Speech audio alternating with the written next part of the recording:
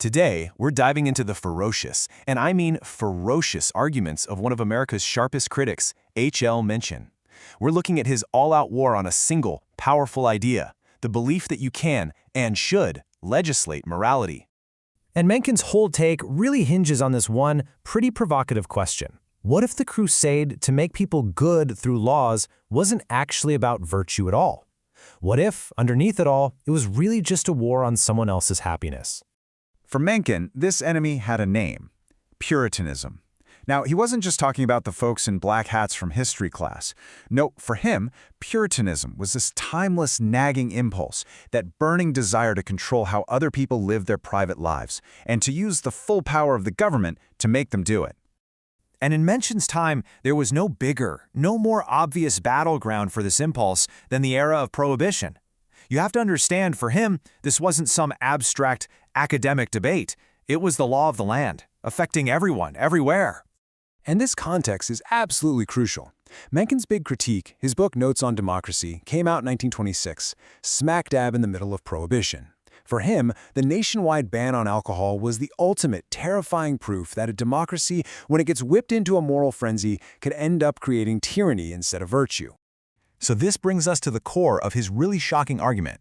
He basically claimed that all the public reasons for these moral crusades, improving society, saving souls, all that stuff, was a complete and total sham. The real motives, he argued, were rooted in something, well, something a lot darker. I mean, listen to this. Mencken breaks it down almost like a lawyer, but the accusation is pure fire. He says the whole moral crusade is driven by just two things: spite and envy. It's the simple, ugly desire to punish anyone who looks like they're enjoying life more than you are. But he doesn't just stop at calling it envy. Oh no, he goes a step further and diagnoses it like a doctor. He frames the whole moral crusade as a kind of psychopathological persecution, basically a sickness of the mind that's just disguised as virtue. And you can see the collision right here. On the one hand, you've got these noble-sounding reasons: public good, Christian virtue, common decency. But on the other, you have Mencken's diagnosis: a toxic cocktail of envy, sadism, and psychological disorder. He's essentially saying the whole project is built on a lie. Okay, so how did he make his case so devastatingly?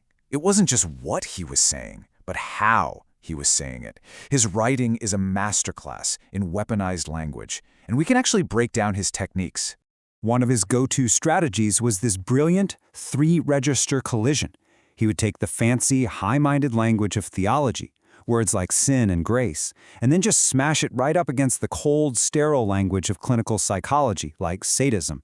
And then, to top it all off, he'd throw in some gritty, everyday slang like bunkum, which means nonsense, or fraud, to just dismiss the whole thing as a cheap con. It's a move designed to strip his opponents of all their dignity. He also was a master of this rhetorical technique called accumulation. And it's actually pretty simple but incredibly effective.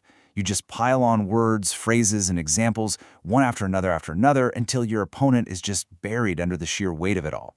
It's like a prosecutor in a courtroom making denial feel absolutely impossible. Just look at this single sentence. It's a work of art, really. Notice how he starts with the verb lust, immediately turning the moralist's own language of sin against them. Then he builds this incredible climax: inconvenience, then discomfort, and finally, the real goal, disgrace. And that last bit, it just reduces all their complicated theology and moral posturing down to one single simple motive: pure, unadulterated envy. So all of this is building up to his final warning. But before we get there, we really need to get one crucial distinction straight, just so we're not misreading what he's all about. Because the obvious question, right, is, was he just defending bad behavior? Was his whole point just a big defense of drunkenness and doing whatever you want? Well, the answer is a little more nuanced than you might think. And the crucial point is this: no, absolutely not. Mencken wasn't attacking the idea of morality itself. He was attacking the use of government power, the force of law to push one group's private moral code onto everybody else. It's a classic libertarian argument against government overreach, not an amoral argument against having values. And this is what he leaves us with.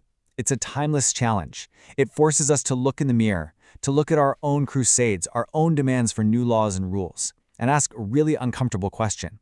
When we push for that new law, are we really trying to build a better, more virtuous world?